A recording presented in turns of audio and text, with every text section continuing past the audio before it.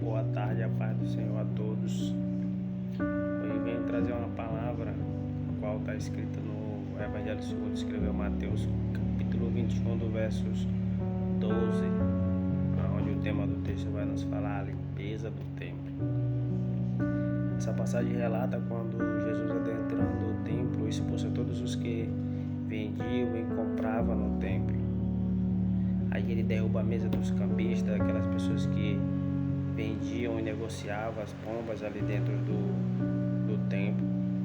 E o Senhor vai dizer que ali estava escrito que a minha casa será chamada casa de orações, mas aqueles homens faziam naquele tempo, covil de ladrões.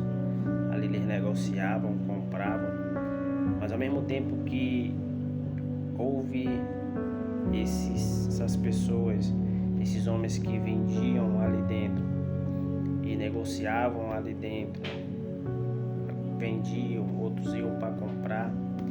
Quando Jesus toma essa atitude, no mesmo texto vai se dizer que vinha até eles cegos e coxos e ele os curou. E trago também outras passagens onde pessoas se corromperam, cresceram o olho em ganância, fazendo que a voz de Deus fosse desconhecida e que o ego deles prevalecesse. O Senhor mandou Saul, outrora invadir um reino, matar tudo que tinha sobre aquela terra.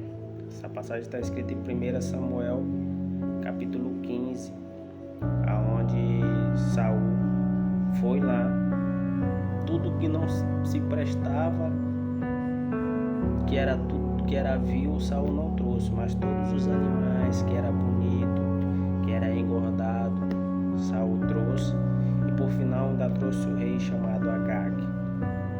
Desobedeceu uma ordem do Senhor. Quando o Senhor desperta Samuel para ir até Saul cumprimenta Samuel dizendo que tinha obedecido o mandato do Senhor, obedecido o mandamento do Senhor. E ali ele não obedeceu, ou seja, aquele homem se corrompeu com a ganância do outro reino. Ele não se contentou somente ser rei de Israel e ter o próprio Deus do lado dele, coisa que já era grandioso. Mas a gente vê que homens que se corrompem por conta do dinheiro, estão cegos espiritualmente, não conseguem enxergar a riqueza do reino, que a salvação eterna já foi uma grande vitória para nós que somos cristãos. Nós não fomos comprados, a Bíblia vai dizer, com dinheiro, nós fomos comprados com sangue derramado na cruz. E tem outras passagens também em João 12, capítulo do 3 ao 8, que vai nos falar também de Judas. Judas era um homem que era tesoureiro do ministério do Senhor. E quando Maria, irmã de Lázaro, que era amigo de Jesus, entra na casa ali e unge o pé de Jesus com nardo puro, Judas ali diz: para que derramar esse nardo puro? Para que estragar isso jogando no chão?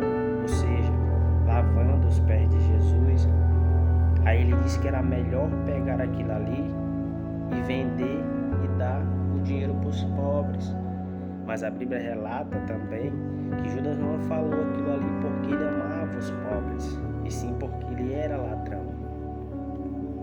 E ele mesmo estava cego espiritualmente, passou o ministério todo andando com Jesus e não se converteu. E hoje não é diferente, homens têm todo o tempo.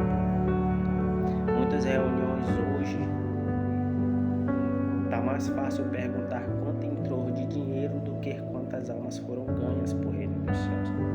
E o sacrifício na cruz não foi pelo dinheiro, o sacrifício na cruz foi comprado com sangue, mas para que eu e você essa oportunidade um dia de abraçar o nosso Salvador no céu. Não estou colocando aqui que a igreja não precisa do dinheiro, precisa sim, que precisa pagar uma conta, precisa de cadeira para se sentar, precisa de um som para se pregar, precisa de água para beber, um bebedouro, precisa de coisas bonitas para a casa do Senhor, sim.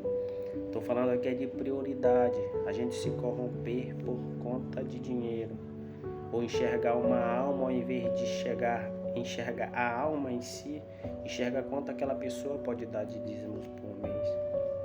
Nós ver também que nós não somos salvos pelo dízimo. Os fariseus e os escribas, Jesus chama eles de hipócritas, e os mesmos, Jesus mesmo vai dizer que eles davam o dízimo até do coentros que eles consumiam, de tudo eles davam o dízimo, mas chamou eles de sepulcro caiados, ou seja, estavam cegos espiritualmente. Que a gente não venhamos nos apegar ao Deus desse mundo, ao dono desse mundo, ao mal desse mundo. Hoje em dia o dinheiro está corrompendo muitos homens que eram homens de Deus e hoje se corromperam. Não estou aqui falando mal, mas eu estou falando da verdade. Porque os homens cegos espiritualmente, ao invés de ajudar as almas, hoje em dia estão matando. E isso não era para acontecer no meio do reino de Deus. Nós venhamos ter mais compaixão das almas, a ajudar. Como eu já falei, nós não somos salvos pelo dízimo. O dízimo, claro que tem que ser dado para a igreja do Senhor, porque tem que se manter, tem que pagar uma conta de energia, conta de água. Só que pessoas se agarram nisso aí e se corrompem, não enxergam mais as almas, não tem mais amor às almas. E Jesus falou que por se multiplicar a iniquidade, o amor de muitos esfriaria. E hoje em dia não está diferente. Hoje em dia a pregação, eles pintiam ela, faz todo uma beleza para poder chegar até aquele ouvinte de uma maneira suave, uma maneira que aquele ouvinte não se agrave com o que foi falado. E a palavra, quando ela é bem pregada, ela vai gerar salvação, porque Jesus deu a ordem de pregar o evangelho para toda criatura. Quem convence é o Espírito Santo. E nós vemos, como esses textos que eu já citei, homens se corrompendo por conta disso. O dízimo que eu dou, que você dá para a igreja, é reconhecimento daquilo que Deus já nos abençoou. Nós devemos dar sim, é direito nosso de dar. E temos que dar. Mas só que homens hoje dentro da igreja estão se corrompendo com isso, estão esquecendo do amor das almas. E o que eu trago aqui é uma palavra de despertamento para mim e para você. Que Deus me levantou e levantou você nesse tempo para fazer a diferença. Para fazer diferente, para amar as almas, pregar para o prostituto, pregar para a prostituta, pregar para o ladrão, pregar para o feiticeiro e ganhar almas por eles, porque o nosso Deus nos deu prova disso, pregou para a prostituta, salvou o ladrão na cruz e ele ainda salva, liberta para a glória do nome dele. Nós não venhamos nos apegar às coisas desse mundo, porque os bens materiais aqui a traça e o ferrugem corrói, mas a do céu não. E aonde está teu coração, aí vai estar o teu tesouro. E nós vamos ser diferentes para a honra e glória do Senhor. Que Deus nos abençoe essa tarde e que assim possa mudar